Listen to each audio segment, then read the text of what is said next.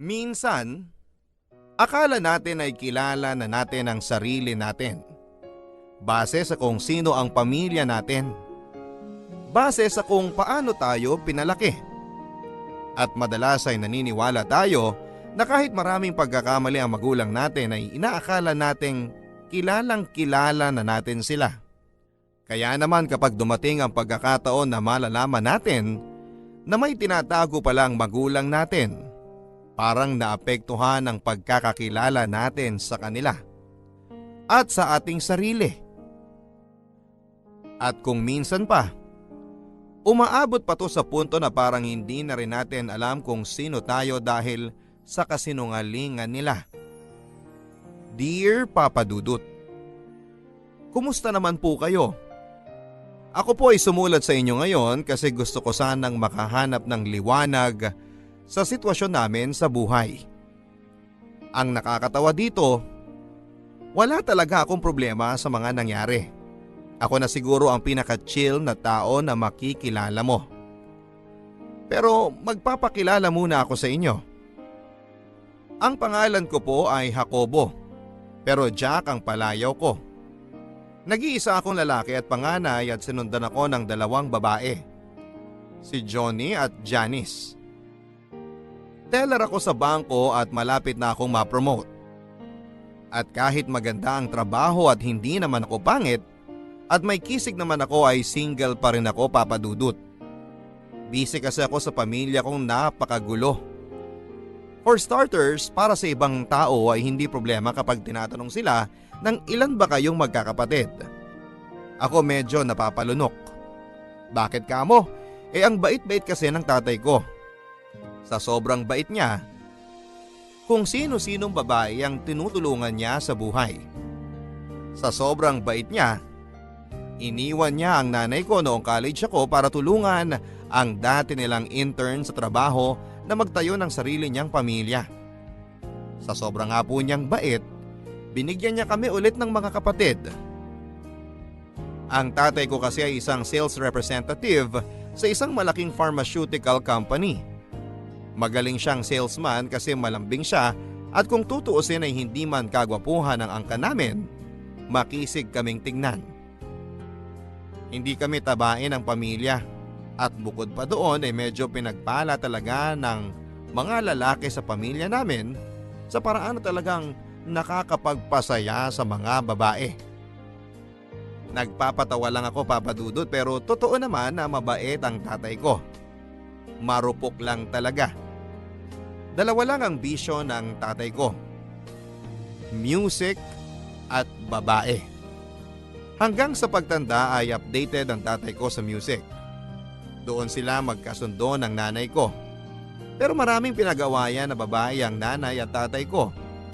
Ang pinakamalala ay si Rina. Na-inlove talaga si Papa sa kanya kaya nagdesisyon tong iwanan ng mama namin. Ang nakakatawa at nakakahiya na nakakaloka doon, matanda lang ng 2 taon sa akin si Rina. Pero ayun nga, maana ako sa tatay ko kaya mabilis akong magpatawad. Kaya naman napatawad ko siya kaagad. Masakit man ang nangyari para sa nanay ko, alam ko noon pa man na wala na akong magagawa. Sinubukan ko na lang po na maging tatay sa mga kapatid ko kahit pa hindi nagkulang sa kanila ang tatay ko. At sinubukan ko rin po na mahalin ang lubusan ng nanay ko maski marami siyang hinagpe sa tatay ko. Dahil understandable naman yung angst niya. At sa totoo lang, Papa Dudut, ang tatay ko yung sinasabi nila na pangit na maging asawa pero okay na maging ama. Bayad lagi ang tuition namin at nakarating siya sa halos lahat ng activities namin sa eskwelahan.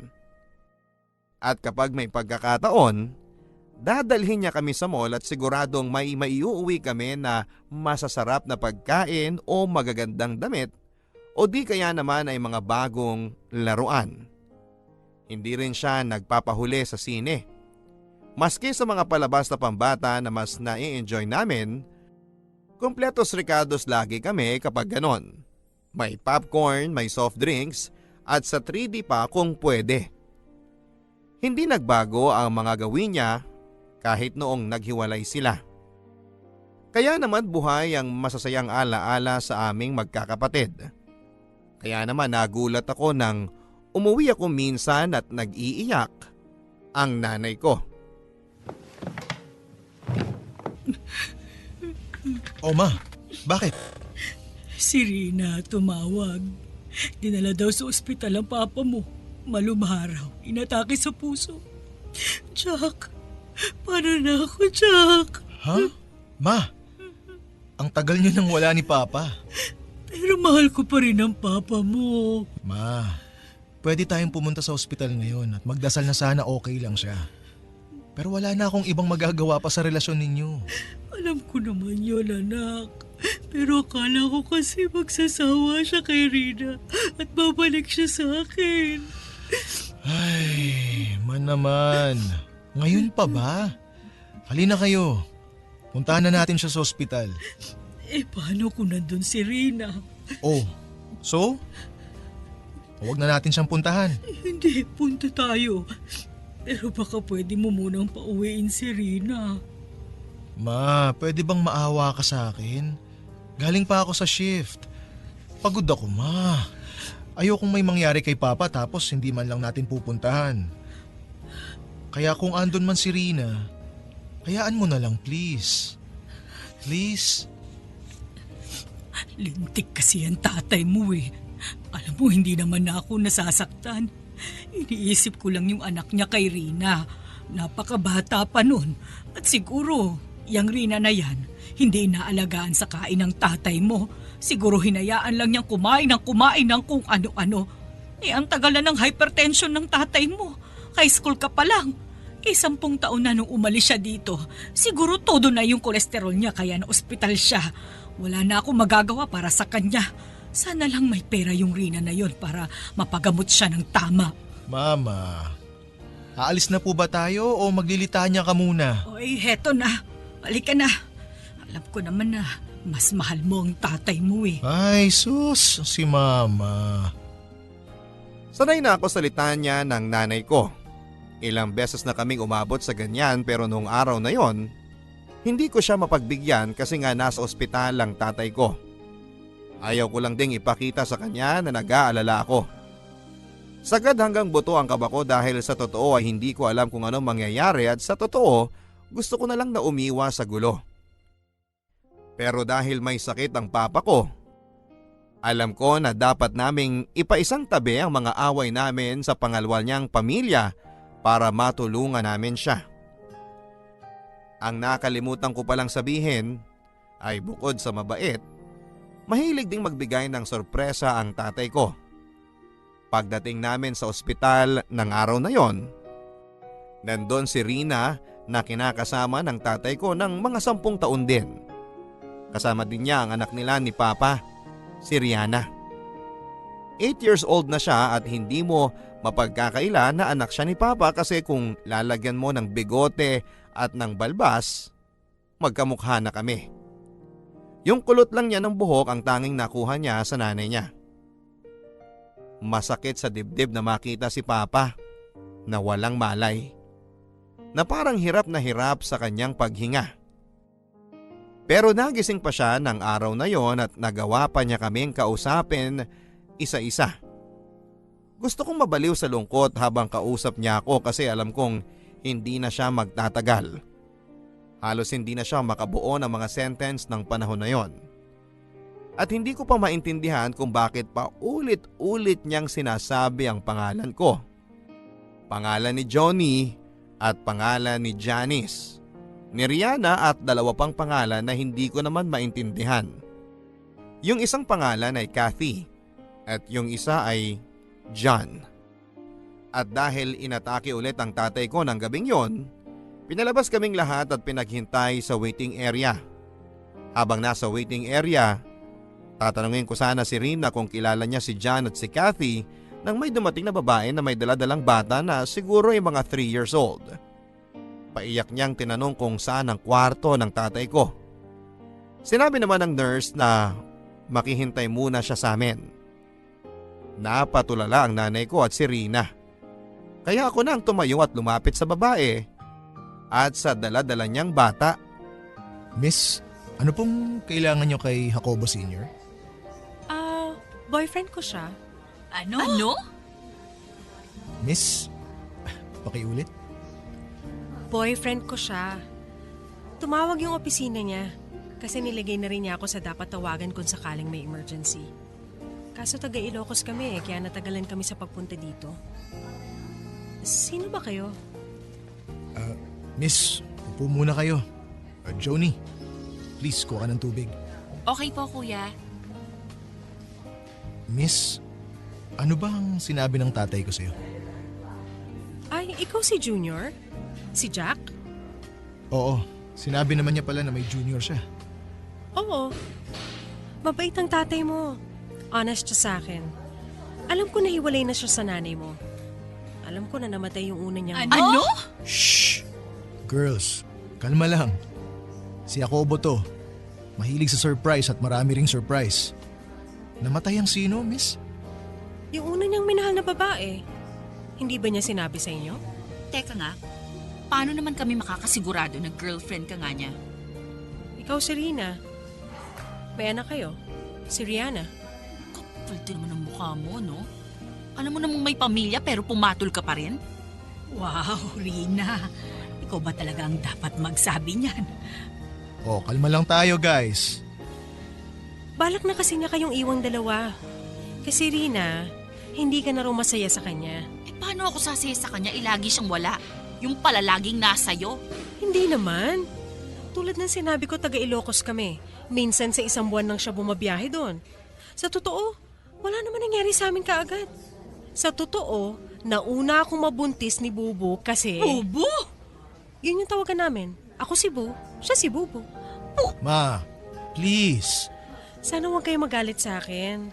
Rina, Mama Reyna. Nako, huwag mo nga akong matawag-tawag na mama ha. Baka masungal-ngal kita dyan. Ma, kalma lang tayong lahat. Walang may kasalanan dito. May asawa at anak yung tatay mo at alam niya pero wala siyang kasalanan? Rina, medyo malabo talaga kung ikaw ang hihirit niyan eh. Ang punto ko lang, Jack, kung may malasakit talaga siya sa tatay mo, hindi niya hinayaan na magbiyahe para lang puntahan siya. At siguro, hindi niya binantayan ang kinakain ng tatay mo kaya nagkaganyan. Ang tagal-tagal ng may hypertension ng tatay mo, alam niyo ba yon? Oo, Rina. Alam ko yun.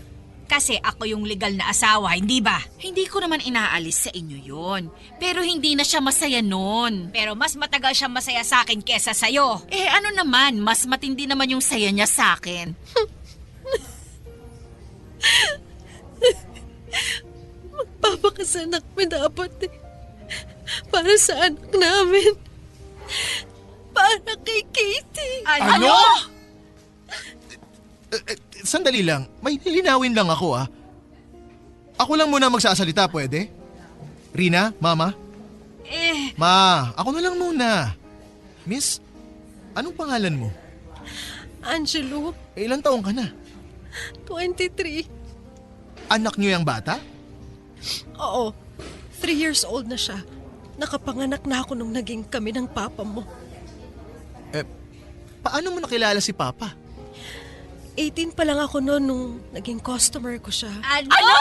Sa spa. Papa Dudut, hindi ko na po sasabihin kung anong klaseng spa yun. Pero sa totoo ay hindi na ako nagulat sa mga narinig ko. Buong buhay ko ay pangalan na babae ang naririnig kong pinag-aawayan nilang mag-asawa. Siguro dahil dito handang-handa ako sa pagkakataon na baka meron nga kaming mga kapatid sa labas. Hindi ko lang inaasahan na maski 28 years old na ako, may kapatid pa pala ako na 3 years old pa lamang.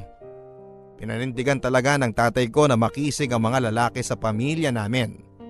Pero ayon, maski anong kisig pa niya, alam ko na mahina din siya, marupok nga. Naalala ko tuloy nung umiral ang pagka-marupok niya sa ibang tao. Grade 3 ako at pauwi na galing ng school. Biyernes yon ng hapon, paborito ko papadudot ang biyernes ng hapon kasi walang pasok kinabukasan. Makakapag-bike ako. Gustong gusto ko yung bike na yon na kulay green. Kapag nakasakay ako ay feeling ko ay superhero ako at yung bike ko naman na green ay si Battle Hopper. Sa imagination ko ay marami na kaming nailigtas na mga naaapi at natalong mga masasamang loob, Papa Dudut. Nagmamadali akong nagpalit ng pambahay ng hapong yon. Excited akong maging si superhero muli. Nang kukunin ko na yung bike sa gilid ng banyo namin, kung saan ko ito itinatabi ay wala na ito. Para akong nagpanic attack. Hinanap ko sa mama ko yung bike ko at medyo nadurog ako sa mga sinabi niya. Ilang oras daw pagkaalis ko papasok sa school ay kinuha raw ng tatay ko yung bike. May kumpare raw siyang dumating galing Baguio at kasama yung bunsong anak nito na siyang inaanak ng tatay ko. Naisip kasi ng tatay ko na masyado na akong lumalayo ng bahay kapag nagbabike ako, baka raw ako maaksidente. Kaya ibibigay na lang niya sa anak ng kumpare niya. Hindi ko maintindihan dahil pwede naman akong pagsabihan na huwag lumayo kapag nagbabike o pwede naman niya akong bantayan. Sa pag-uwi ng tatay ko ng gabing yon, wala siyang kahit na anong paliwanag na ibinigay sa akin. Napag-alaman namin na balak niyang ipaanal ang kasal nila ni Mama para kay Angelo. Kaya naman todo ang iyak ng nanay ko. Pero mas todo ang iyak ni Rina dahil kahit kailan, hindi naisip ng tatay ko na gawin yon para sa kanya. Habang nagko-contest ng drama yung tatlo, ang mga kapatid ko namang mga babae, si Johnny, si Janice, si Rihanna at si Kathy ay tahimik na nanonood sa YouTube videos sa iPad ko. Nakita ko ang hulma ng mga mukha nila. At bawat isa sa kanila ay talagang kamukha ng tatay ko. Kamukha ko. Pati ang ngiti ni Kathy ay parehong-pareho sa ngiti ni Janice at ni Rihanna. Ito ang isang ironic sa mga nangyari ng araw na yon. Iniwang kami ng tatay ko na may plano. Papadudot nang makausap ng tatay ko si Angelo at si Kathy na mayapa siya matapos ang ilang oras. Nang pumanaw siya, dumating ang ninong ko na abogado na matalik na kaibigan ng tatay ko. Habang nagwawala ang puso't damdamin namin sa mga nalaman namin at sa pagkamatay niya, ay may mga bagay palang inayos na ang tatay ko. Naisip pala ng tatay ko na hatiin ng maayos ang mga ari-arian niya. Hindi naman marami yon pero naisip niya na bigyan kami ng seguridad para hindi niya siguro naisip yung ibang klaseng kaguluhan na iiwan niya dahil sa mga naging desisyon niya sa buhay. Alam kong masakit sa kalooban ninyong lahat ang pagkamatay ni Jacobo. Pero sana hindi kayo magulat o magalit sa mga sasabihin ko. Unang-una, matagal na siyang may nararamdaman. Pero mas gusto niya maging masaya sa buhay kaysa pilitin niya yung sarili niya na hindi kumain ng masarap o bumiyahe para sa trabaho o ilabas sa mga anak niya. Aminado si Jacobo na malaki ang pagkukulang niya sa inyo. Kay Reyna, kay Rina at kay Angelo. May katotohanan na gusto na niyang pakasalan si Angelo. Pero Angelo, hindi niya ipa-file ang mga papeles. Sa totoo, naisip niya na gusto na lang niyang mamatay na kasal kay Reyna. Para din daw kung gusto mo magpakasal sa iba, wala kang papeles na dapat asikasuhin. Alam naman niya na maski may anak kayo, marami pa rin nanliligaw sa'yo. So ngayon, sasabihin ko na sa inyo ang nais mangyari ni Jacobo. Sandali lang, Reyna. Huwag kang mag-alala. Hindi ka dehado sa mga habilin ni Jacobo. Unang-una, dahil ikaw ang kasal sa kanya, sa iyo ang bahay at lote ninyo ngayon, ang kotse, ang residential lot sa Batangas. May hinuhulugan siyang lote sa Bulacan, pero yun pinangalan niya na kay Jack, Jennifer at Gemma. Hindi niya na natapos yun, pero nasa sa inyo na raw kung itutuloy niyo o ibebenta ninyo. Benta. Gemma, Pero... Sandali lang, Reyna. Yung bank account ninyo, Reyna, sa'yo rin yun. Ngayon naman, Reyna, yan tinitirahan ninyo na rent to own. Binayaran niya na. Di ba dapat may 5 years pa yan? Ito na ang titulo. May educational life plan din siyang kinuha para kay Rihanna. Pwede niya makuha kapag 18 years old na siya. Itong papeles. At para naman sa'yo, Angelo, Ito ang titulo ng bahay at lupa sa Baguio. Ano, sandali lang. Sa amin dapat yun ng mga bata Reyna, binenta niya na yun kay Angelo noon pa man. Sa anong halaga? Isang gabi? Wala na tayo doon. Sa kanya naman talaga nakapangalan yun dahil bigay yun ng tatay niya. Ako na ang makikiusap sa'yo. Huwag ka nang umapila. Hayaan na nating mamaya pa ang kaluluwa ng kumpare ko.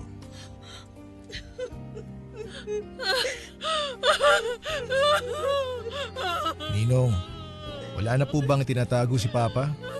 Yan na po ba talaga lahat?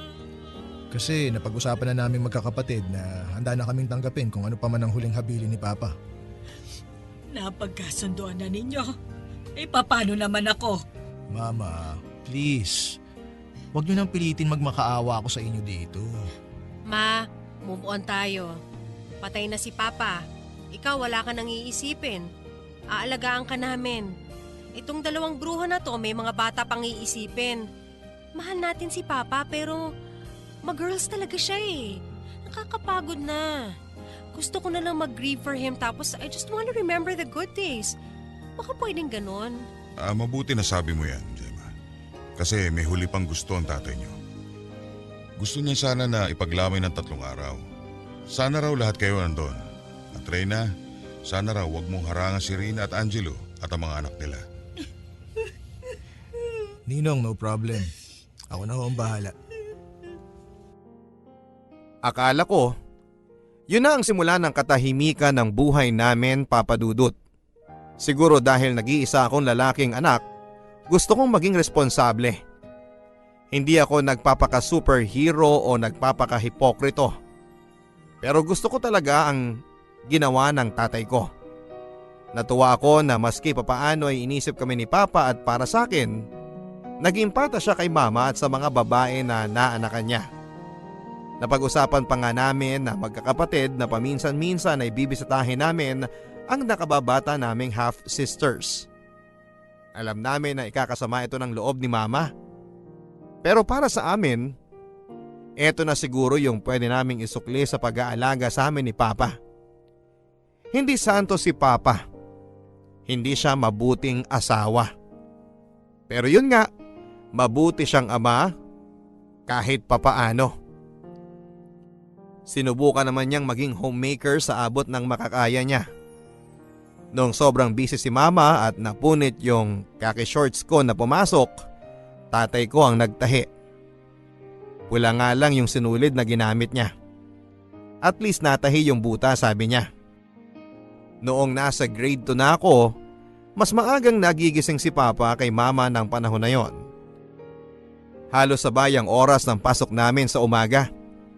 Sa buong school year na yon ay ipinag-init ako ng tatay ko ng pampaligo. Tuwing gigisingin niya ako ay nakahanda na yung pulang timba na may mainit na tubig. Minsan naman ay ginigising na niya ako habang nagpapakulo siya ng tubig para makapag-almusal muna ako bago maligo. Hindi na nagluluto si Papa ng almusal. Bumibili na lang siya sa labas ng luto na.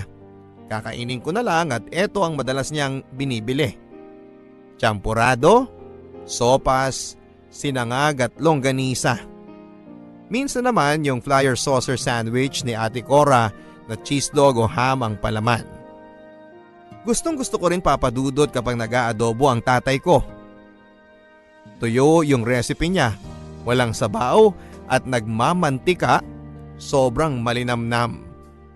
Pero as always, may surprise si Papa sa amin. Huling gabi ng lamay niya, nang may bisitang dumating. Mukhang nasa late 30s na ang lalaki na to. At sa totoo ay sumikip ang dibdib ko nung makita ko siya. Parang nakikita ko si Papa noong kabataan niya. Pinilit kong alalahanin kung may nakwento ba si Papa na kapatid o pinsan na mas bata sa kanya. Pero ang alam ko talaga ay si Papa na ang bunso sa magkakapatid at sa mga magpipinsan. Matagal siyang tumayo sa likod kung saan ay nakapwesto ang kape at mani. Hinintay kong may lumapit sa kanya dahil iniisip ko na baka may nakakakilala sa kanya pero walang lumapit kaya naman pinuntahan ko na siya, Papa Dudut. Excuse me po, kakilala niyo po ba ang papa ko? Ako si Jack. panganay niya. Jack, ako si John. Ikaw pala yung panganay niya sa napangasawa niya? Sino po sila? Halika. Upo tayo sa labas bago ako magpakilala. Doon tayo sa yusihan. Sige.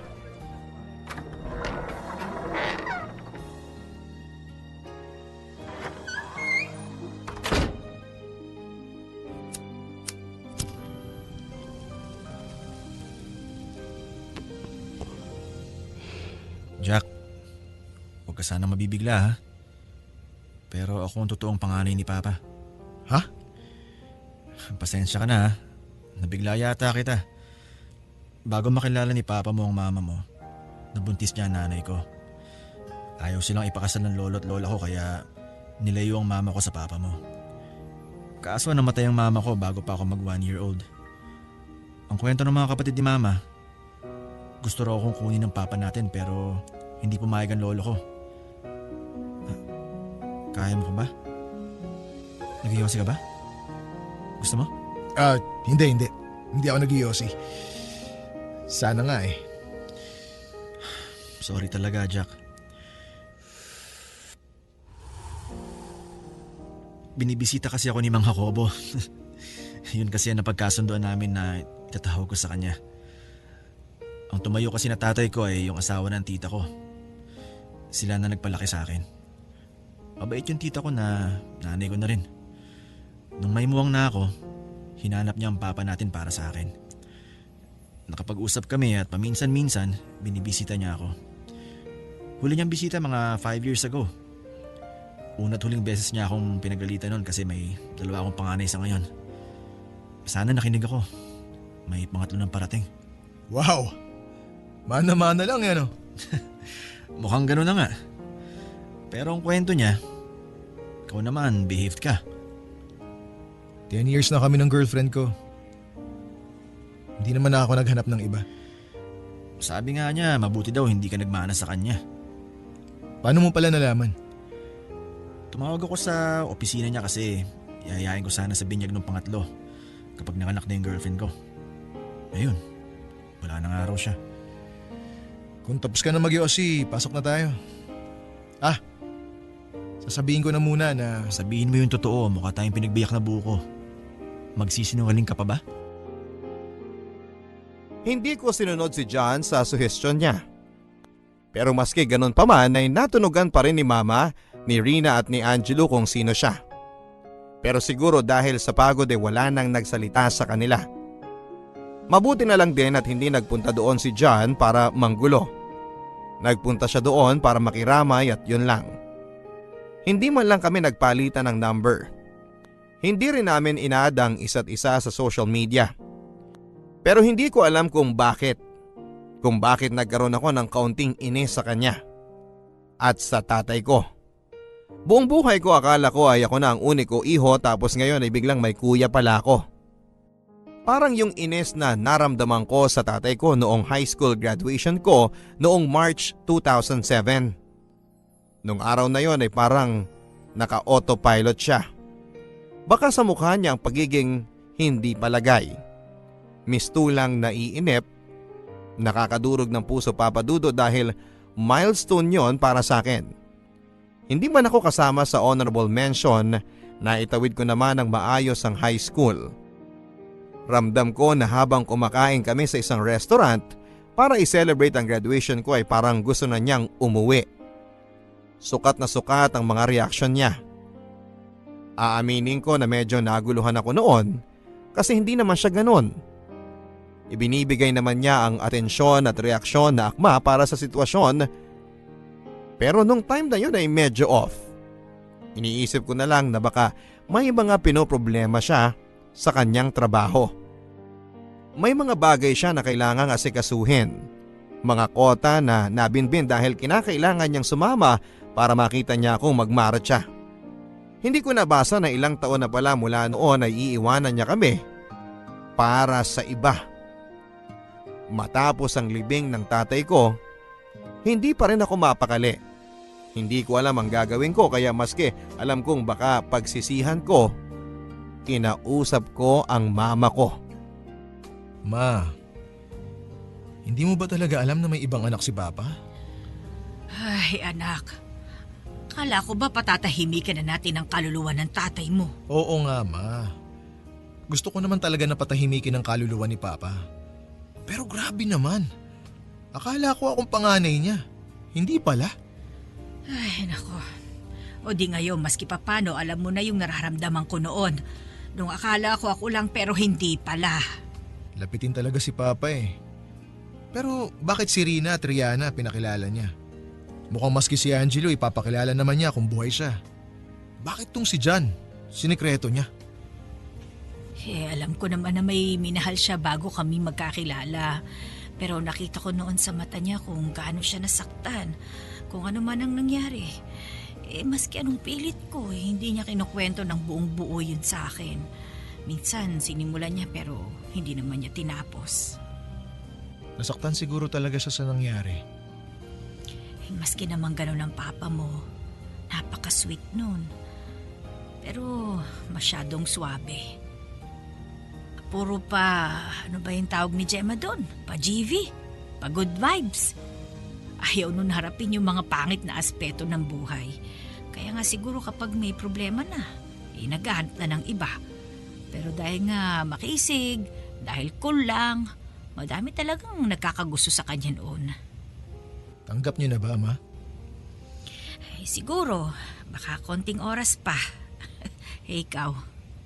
Ewan ko, Ma. Kausapin ko kaya si John? Bakit pa? Di ko rin alam, Ma. Nung dumating siya, parang narealize ko na baka hindi ko pala kilala si Papa. O kilala ko lang siya sa kung ano ang gusto niyang paniwalaan ko tungkol sa kanya. Sa aspetong yan, mana ka talaga sa tatay mo. Buti na lang at hindi ka naging babaero. Hindi talaga ako mapakali, Papa Dudut. Para bang nawala sa akin ang pagiging panganay. Maski hindi niya balak humati sa mana, pakaramdam ko bigla na lang siyang manghihimasok at makikialam sa pagiging panganay. Hindi ko alam kung gusto ko pa ba ng kasama sa pag-iisip kung paano magiging padre di pamilya. O kung gusto ko lang ng kapatid na lalaki. O gusto ko lang magtanong kung sino ba sa amin ang mas espesyal para kay Papa. Siya ba na sikreto ni Papa? O ako na naging mabuting anak kay Papa? Ayokong magpaka-ipokrito. Pero bakit pakiramdam ko ay dihado ako? Ako yung nagpapakabait at pinilit na hindi sumunod sa yapak niya, na hindi tapat sa karelasyon. Ako ang tumatayong haligi ng pamilya namin mula nang iwan niya kami. Ako na mas inuna ang pamilya ko kesa sa sarili kong kapakanan. Tapos ay darating si John, biglang siya na ang bida. Bakit? Dahil marami silang similarities ni Papa? Siguro nga hindi ko lubos na kilala si Papa. Ngayong binabalikan ko, may mga bagay siyang ginawa na para sa kanya ay test na pala yung mga yon. Tulad nung bata ako, gusto niyang terno kami ng baseball cap at t-shirt papunta sa mall. Tinanggal ko kasi yung sombrero, Papa Dudut. Bata pa lang ako ay asiwana ako sa tumutulong pawis ng ulo na siyang nasasapo namin ng sombrero. Ayoko rin yung amoy ng ulo matapos magsombrero buong araw. Kung iisipin ay marami pala siyang sinubukan na ayaw ko naman. Tulad ng binilhan niya ako ng gitara. Hindi ko naman nagamit kasi mas gusto ko ang magbasa. Kapag kumakanta sila ni Mama sa sala, ni hindi man lang ako nakikisali. Tagapalakpak lang ako. Pag pinakukwento niya ako tungkol sa mga crush ko sa school, iniiba ko yung usapan. Ano naman ngayon kung magkaiba kami? Rule ba na mag-ama ay dapat iisa ang gusto? Iisa ang mga hilig? Paano naman ang individuality? Maaring tatay ko siya, pero magkaibang tao naman kami. Ang daming mga tanong tuloy sa isipan ko na pilit kong hinahanapan ng sagot. At dahil gusto ko talagang ma-figure out, hinanap ko si John sa social media at lumabas kami.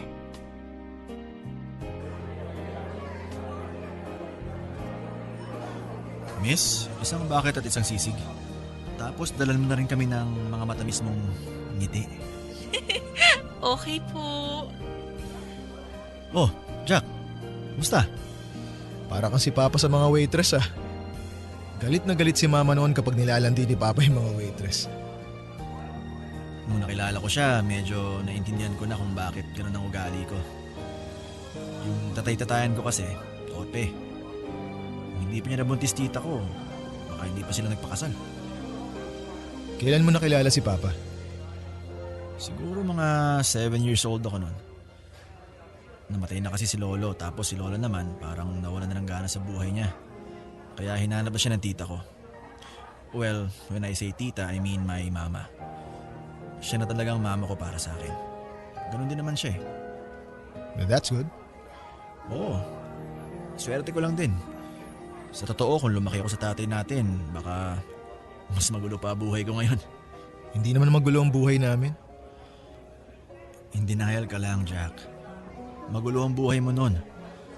Baka ngayon hindi na. Pero tuwing nagkikita kami ni Mang Jacobo, may bago siyang kwento. May bago siyang gusto. O ito, atin-atin na lang ha. Si Angelo, pinangakuan niya ng kasal. Pero may isa pa siya nagustuhan. Taga Baguio naman. Pero 5 years ago na yon. Siguro nadali niya na tong si Angelo kaya pinanindigan na niya. Huwag mo naman bastusin ang tatay natin. Jack. Wait lang pare. May lilinawin lang ako sa'yo. Si Papa mo, si Mang Jacobo, ang tatay natin, mabait talaga. Palatawa, mahilig sa music. Music at babae ang bisyo niya. Di ba si Rina na in love dyan dahil sa kakavideo nila sa opisina? Tapos titira yan ng mga Beatles, mga John Lennon. Alam mo ba kung bakit Jack ang nickname mo? Hindi yun dahil sa Jacobo.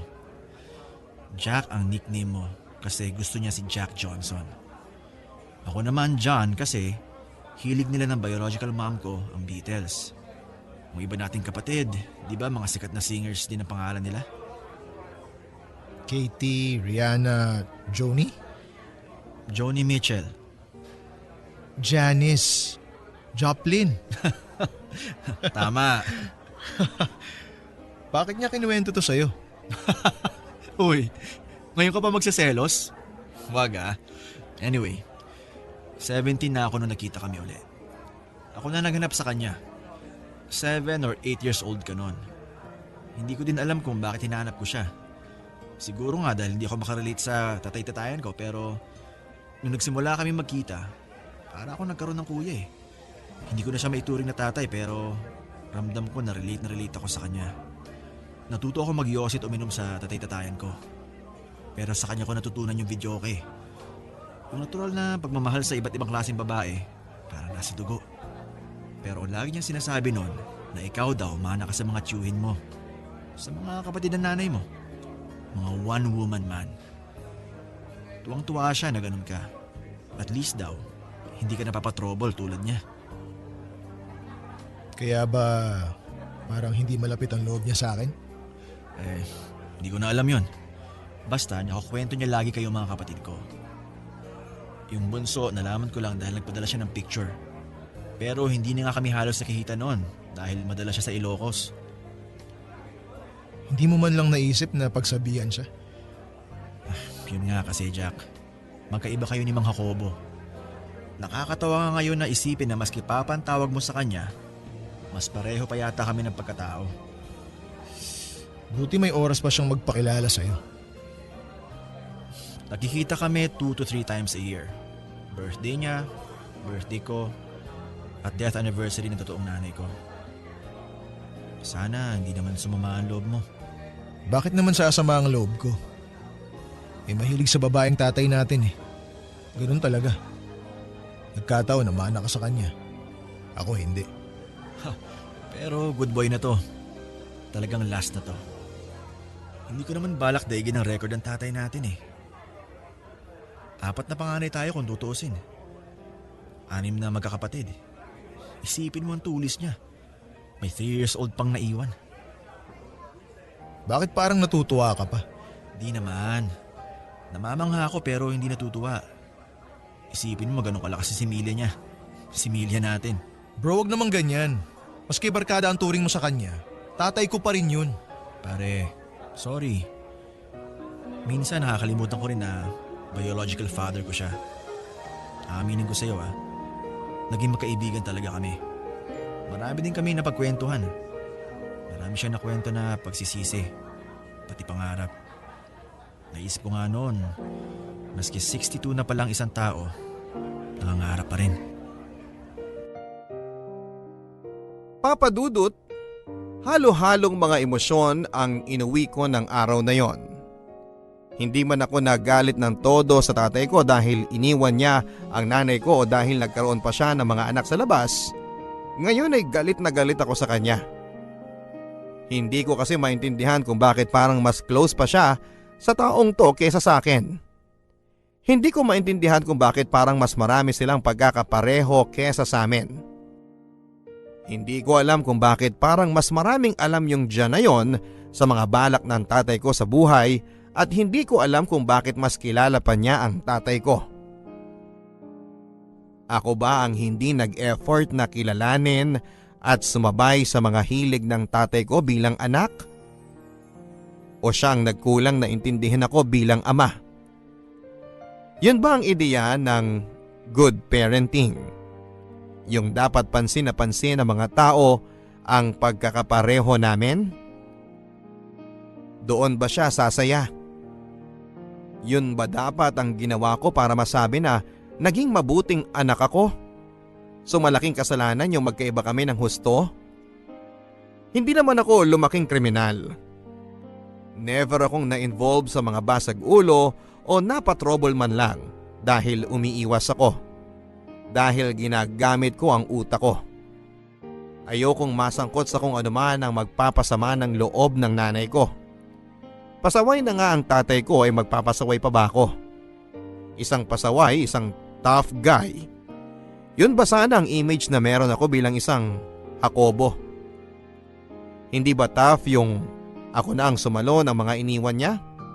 Hindi ba tough yung nakikita kong durog na ang nanay ko pero pilit ko siyang kinakalma at pinapasaya?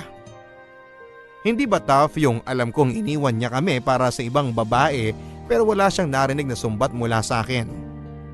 Hindi ba tough na iniintindi ko yung pagkalalaki niya? Kahit yon ang ikinasira ng pamilya namin. Habang tumatagal, dumadami ang galit ko at ang inis ko. Napansin ng mga kapatid ko na laging mainit ang ulo ko. Napansin ng mama ko na hindi ako nagyayaya sa libingan ng tatay ko.